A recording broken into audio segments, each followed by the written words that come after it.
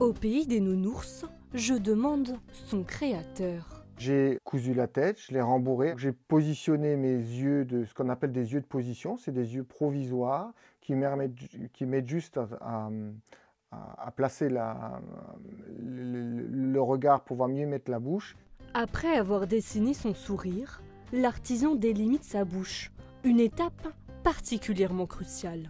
Comme chez le coiffeur, on va le tondre tout doucement pour faire ressortir le museau et pouvoir mieux créer, par exemple là, des petites bajoues. C'est ce qui va permettre de créer le sourire, l'expression du visage. Alors c'est une étape où ça passe ou ça casse. Parce que si on donne un mauvais coup de ciseau, et tout le travail est à refaire.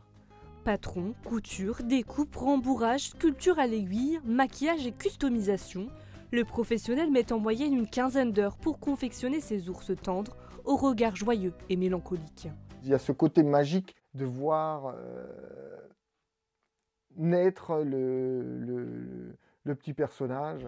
Cette passion pour les nounours, l'arctophile l'a découvert lorsqu'il avait 35 ans. Et ça, c'est ma toute première acquisition. Après, j'ai contacté l'artiste, on s'est rencontrés, elle m'a aidé dans les techniques de base, etc. Et puis là, j'ai eu vraiment un déclic. Ce que j'aime dans les ours, c'est ce côté un petit peu de douceur, mais c'est un objet décoratif. C'est pas un jouet, donc les collectionneurs ne jouent pas avec, mais ça leur permet d'avoir quelque chose d'unique. Renard, lapin, chat, ces objets de collection de 10 à 60 cm sont vendus entre 150 et 2000 €, notamment en Angleterre, en Allemagne et aux États-Unis.